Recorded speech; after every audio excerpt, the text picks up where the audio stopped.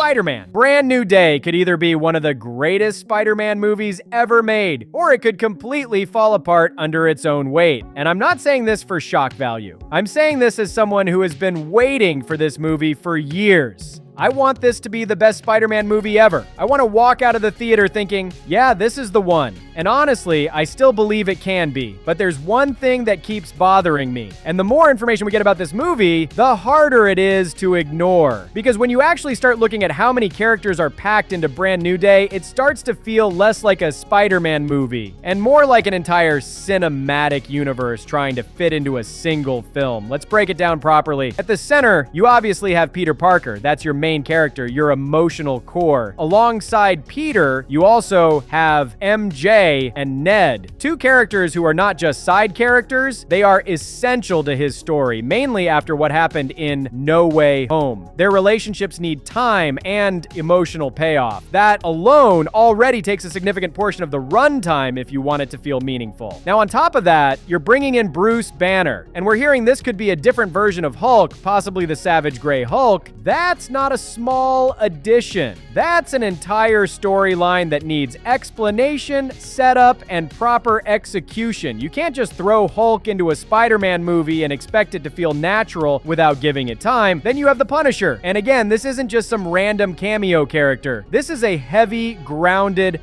violent character with a completely different tone from Spider-Man. He needs proper presence. Otherwise, he either feels wasted, and then we get into the villains. And this is where things start getting really packed. You've got Scorpion, who fans have been waiting to see properly for years. You've got Tombstone, major street-level villain. You've got Boomerang, Tarantula, which probably will be a part of a small montage at the start, and then the Hand, which isn't even just one villain, it's an entire organization.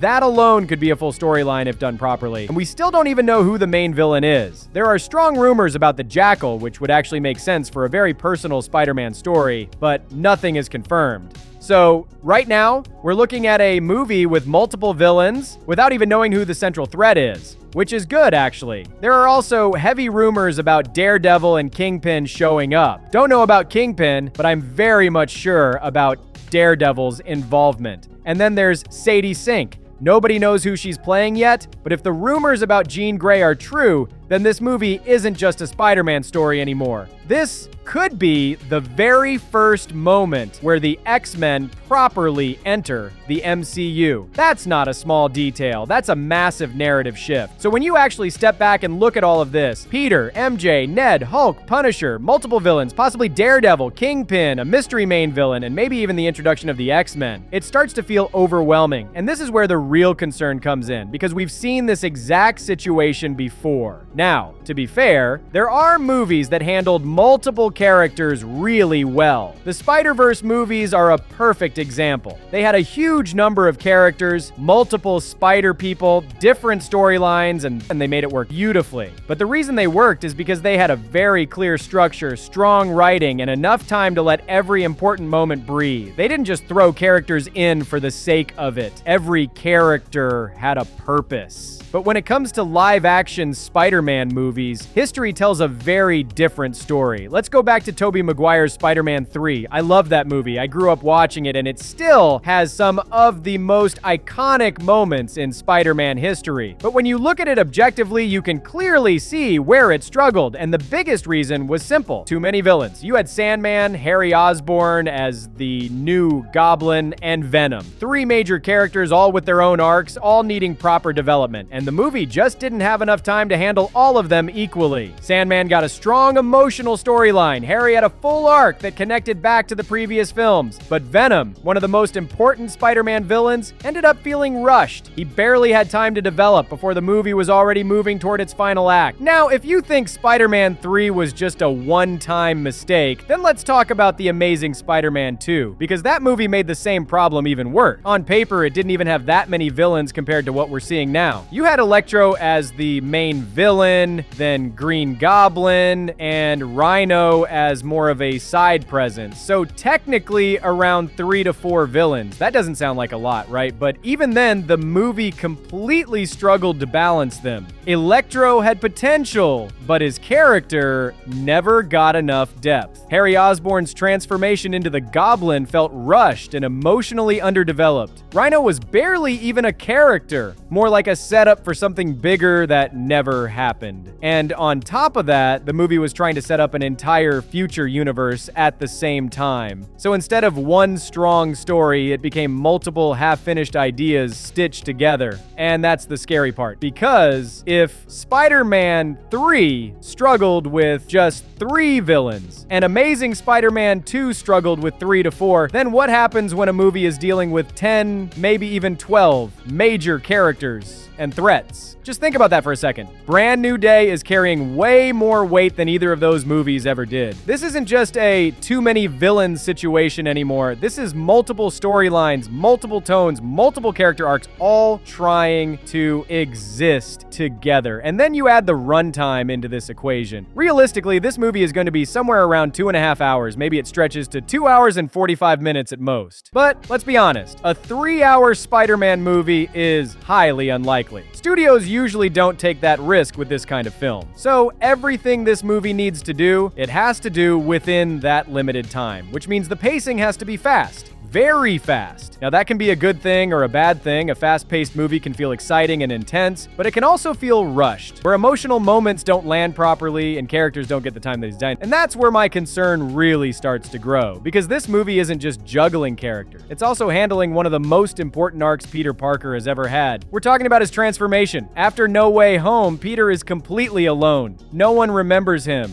His entire life has been erased. That kind of mental state is not something you just move past. That's trauma. That's isolation. And now, on top of that, we're seeing hints that his body is changing. He's evolving into something more. Possibly the Man-Spider storyline. This isn't just physical, it's psychological. He's losing control. His powers are changing. He's starting to produce webs from his own body. His identity is shifting. This is one of the darkest and most personal Spider-Man stories you can tell. And if done right, it could be one of the most powerful arcs we've ever seen on screen. But again, that takes time. That kind of story needs breathing space. It needs moments where you sit with Peter, feel what he's going through, understand his struggle. If the movie is constantly jumping between Hulk, Punisher, villains, and everything else, will that story get the attention it deserves? That's the question. But even after all these concerns, I'm not sitting here saying this movie is gonna fail, because there's still one reason I'm holding on to hope. Destin Daniel Cretton. What he did with Shang-Chi proves he understands balance. He understands how to take a character-driven story and place it inside a larger world without losing its emotional core. And even recently, with projects like Wonder Man, you can see that he knows how to handle tone and storytelling in a very controlled way. So maybe, just maybe, he can pull this off. Maybe all these characters aren't just there for chaos. Maybe they're part of a bigger structure that actually works. Maybe the fast pacing will feel intense instead of rushed. Maybe Peter's story will still hit just as hard, even with everything happening around him. I really hope that's the case, because after waiting 5 years, I don't want to walk into the theater and feel disappointed. I don't want another Spider-Man movie that had everything it needed, but couldn't hold it together. I want this to be